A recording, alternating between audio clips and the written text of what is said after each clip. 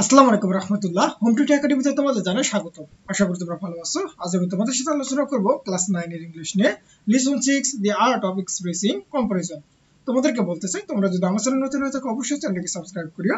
তাহলে আজকে আমাদের মূল আলোচনার বিষয় মূলত হচ্ছে 6.3.1 নিয়ে। আর তোমরা যদি আমার আগের ভিডিওগুলো দেখতে চাও আমি ডেসক্রিপশনে লিংক দিয়ে দেবো, তোমরা চাইলে সেখান থেকে দেখতে পারো। তাহলে এখানে আমাদেরকে কি বলতেছে যে now read the note below and explore the techniques for writing a compare। অর্থাৎ নিচের নোটটি পড়ে এবং কম্পেয়ার অ্যান্ড কন্ট্রাস্ট টেক্সট সংক্রান্ত লেখার কৌশলগুলো সম্পর্কে জানো। Later check your understanding of the note by doing the alternatives its follow. এবং পরে নোটটি পড়ে তুমি কি বুঝেছো নিচের কাজগুলো করে তা কি করো যাচাই করো। দেখো আমাদেরকে এখানে একটা কি দেওয়া আছে, নোট দেওয়া আছে। এই নোটটা আমাদেরকে পড়তে হবে এবং এই নোটটা পড়ার পর আমরা যদি একটু নিচে যাই, আমাদের এখানে কিছু কি দেওয়া আছে, নির্ধারিত কাজ দেওয়া আছে। এই কাজগুলো কি করতে হবে, আমাকে মূলত হচ্ছে সম্পূর্ণ করতে হবে। তো চলো আমরা মূলত আগে এই নোটটা একটু বাংলা অর্থ সহ একটু পড়ে নেওয়া যাক। তার মানে আমাদের তাহলে আজকে আলোচনার বিষয় হচ্ছে অ্যাক্টিভিটি 6.3.1 নিয়ে, তার মানে কম্পেয়ার অ্যান্ড কন্ট্রাস্ট এসে, তার মানে হচ্ছে তুলনামূলক এবং প্রতিতুলনামূলক রচনা। তাহলে এখানে আমাদেরকে কি বলতেছে, compare and contrast essay is a common type of academic essay writing topic। অর্থাৎ তুলনা ও প্রতিতুলনা রচনা হলো শিক্ষামূলক রচনা এবং লেখার একটি সাধারণ বা পরিচিত বিষয়। তাহলে compare refers to exploring similarities between subjects। অর্থাৎ তুলনা বলতে বোঝায় একাধিক বিষয়ের মধ্যে সাদৃশ্য অন্বেষণ করা, while contrast means to look at their differences। আর প্রতিতুলনা বলতে বোঝায় তাদের পার্থক্য খোঁজা। A compare and contrast essay explores the similarities and differences between two subjects to have some deeper insight into the two। অর্থাৎ এখানে কি বলতেছে যে তুলনা এবং প্রতিতুলনা রচনা দুটি বিষয়ের মধ্যে মিল এবং পার্থক্য অন্বেষণ করে যাতে সেগুলোর গভীর সম্পর্ক বা সুদৃষ্টি দেওয়া যায়। তারপরে আমাদেরকে কি বলতেছে যে in a compare and contrast essay, অর্থাৎ তুলনা এবং প্রতিতুলনা রচনায় we either compare the two subjects. অর্থাৎ আমরা হয় দুইটা বিষয়ের মধ্যে তুলনা করি, contrast them or sometimes do both, বা প্রতিতুলনা করি অথবা কখনো কখনো দুটাই করি। The subject we compare in the essay are usually in the same category। তার মানে আমরা কি করি যে রচনায় যে বিষয়গুলো তুলনা করি সেগুলো সাধারণত একই শ্রেণীর, although they have their differences, যদিও সেগুলো ভিন্নতা আছে। ফর এক্সাম্পল, উদাহরণস্বরূপ, we can write an essay comparing two books or contrasting them or can do both to get A clear understanding of them.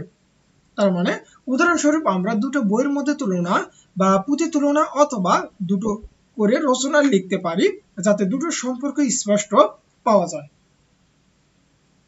তারপরে এখানে আমাদেরকে কি বলতেছে যে লাইকওয়াইজ, একইভাবে, যে it can be two movies, two cities, two schools. অর্থাৎ একইভাবে দুটো চলচ্চিত্র, দুটো শহর এবং দুটো বিদ্যালয় হতে পারে। when we write a compare and contrast essay, যখন আমরা তুলনা ও প্রতিতুলনা রচনা লিখি, we try to make connections between the two subjects that are not obvious but illustrate the subtle। অর্থাৎ আমরা দুটো বিষয়ের মধ্যে সম্পর্ক তৈরির চেষ্টা করি যেটি স্পষ্ট নয় কিন্তু বিষয় দুটোর মধ্যে সূক্ষ্ম। Surprising or unexpected similarities and differences between the subject। অর্থাৎ বিস্ময়কর বা অপ্রত্যাশিত মিল এবং অমিল ব্যাখ্যা করে। So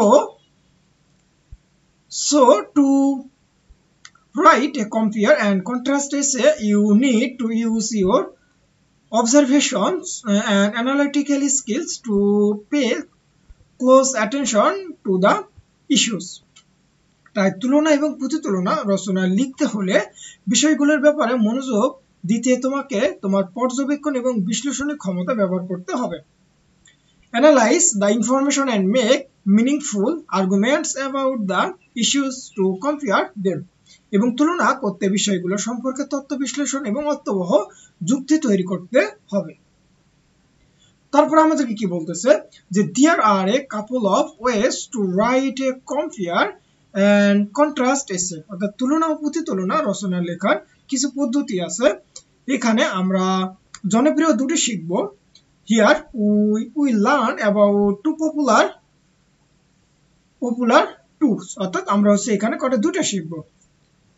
তার মানে তারপরে কি বলতেছি যে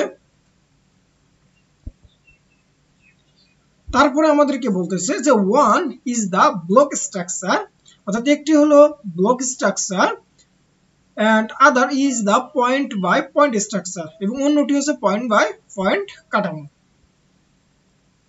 তারপরে আমরা যদি একটু নিচে আসি তার মানে এখানে কি দেখব যে আমরা যে ব্লক দুটোর কথা বললাম অর্থাৎ ফার্স্ট ব্লক ছিল কি ব্লক স্ট্রাকচার, তারা এখানে কি বলতেছে বা ব্লক কাঠামোতে the block structure is a little bit easier to write than the point by point method. অর্থাৎ পয়েন্ট বাই পয়েন্ট কাঠামো চেয়ে ব্লক কাঠামো একটু কি সহজ।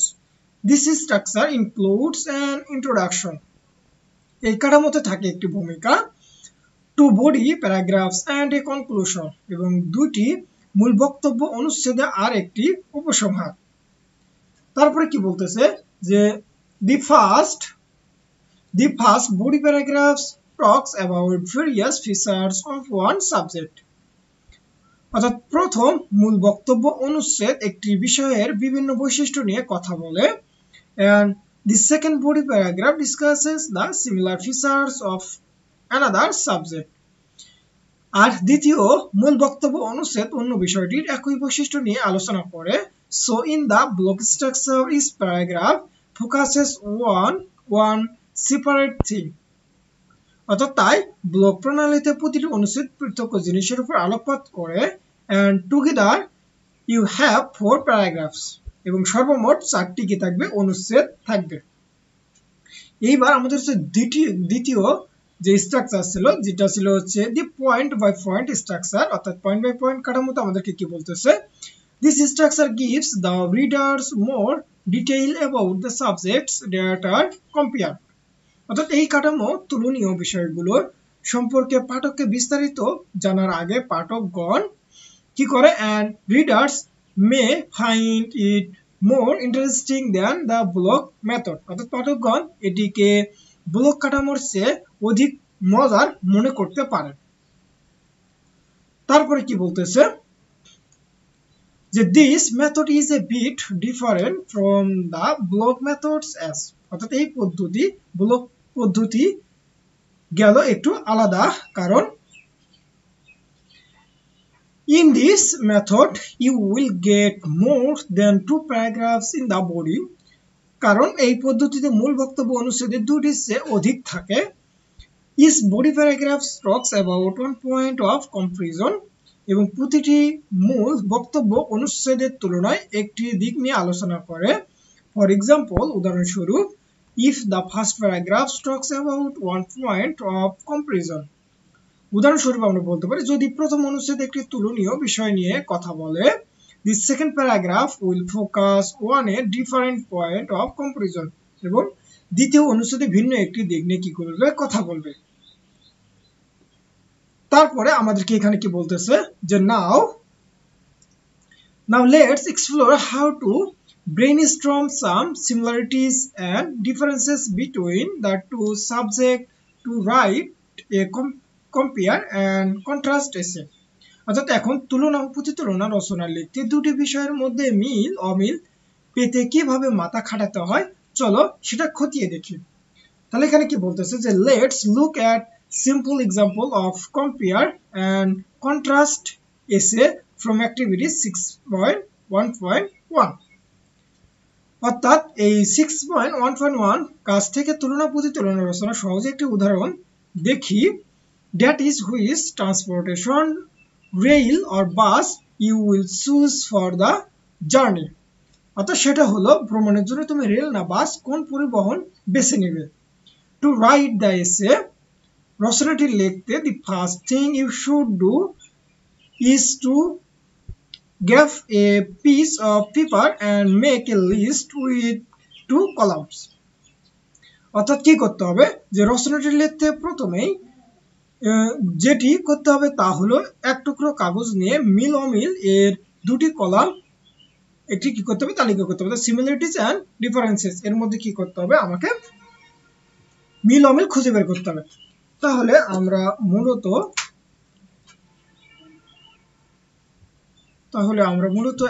এতটুকু আমরা অলরেডি পড়া শেষ দিয়ে দিয়েছি এখন আমাদেরকে কি করতে হবে এখন এই মিল অমিল গুলো খুঁজে বের করতে হবে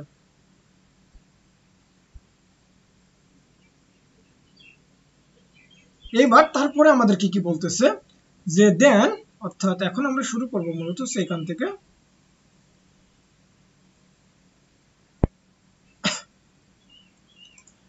তারপরে দেন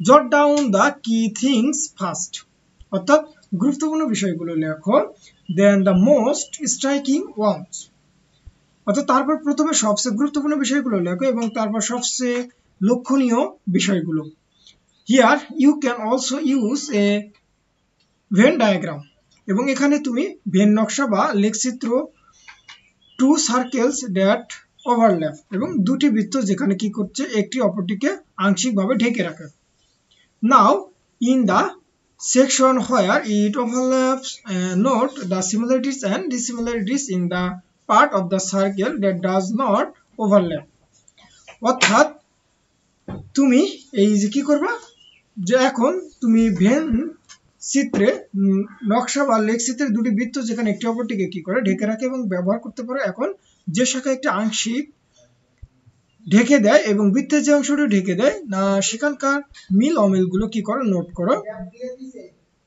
so first about a rail journey তো প্রথমেই রেল সম্পর্কে আমরা লিখতে পারি we can ride rail in spaces seats and comfortable less risky eco-friendly have toilet facilities etc অর্থাৎ আমরা কি করতে পারি যে এই যে প্রথমে ট্রেন অর্থাৎ রেল সম্পর্কে আমরা লিখতে পারি এবং রেল বা ট্রেন সুপরিসর আসনগুলো আরামদায়ক কম ঝুঁকিপূর্ণ এবং পরিবেশ বান্ধব টয়লেটের সুবিধা ইত্যাদি আছে তারপরে কি বলছে on the other hand a bus journey is comparatively fast flexible and available but risky and congested পক্ষান্তরে বাস ভ্রমণ তুলনামূলকভাবে দ্রুত গতির নমনীয় এবং কি সহজ প্রাপ্য কিন্তু ঝুঁকিপূর্ণ এবং সংকীর্ণ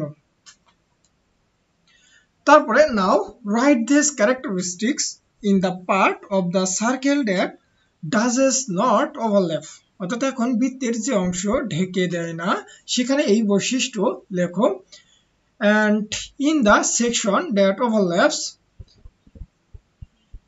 এবং যে শাখায় ঢেকে দেয় সেখানে মিলগুলো লিখি let's write the similarities like both earth land transportation এবং যেমন দুটি স্থল যানবাহন ভ্রমণ করতে অর্থ দরকার হয় need money to travel and stop for a while at certain stop এবং নির্দিষ্ট স্থানে কিছুক্ষণ থেমে this diagram will help you to organize similarities and differences and give you a clear idea of the things you can write about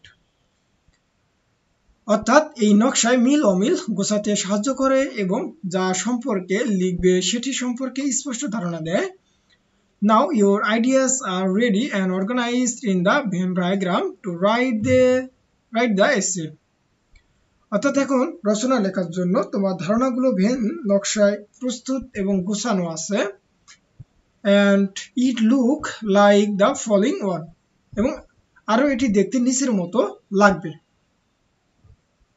তার মানে আমরা এই যে এখানে দেখো একটা ভেন চিত্র দেওয়া আছে মূলত এইটার কথাই আমাদের এখন থেকে বলতেছিল যে আসলে এখানে হচ্ছে কি টমেটো এন্ড অ্যাপেল অর্থাৎ এখানে হচ্ছে মাঝখানে যেগুলো থাকবে হচ্ছে দুটোর মধ্যেই আমার হচ্ছে কমন অংশ, আর এই দিক যেটা থাকবে শুধুমাত্র টমেটোর, আর এই দিক যেগুলো থাকবে সেগুলো হচ্ছে আপেলের বৈশিষ্ট্য। তাহলে আশা করি তোমরা এতটুকু বুঝতে পারছো। তাহলে আজকের মতো এই পর্যন্ত। তোমরা সকলে ভালো থাকবে, সুস্থ থাকবে। আল্লাহ হাফেজ।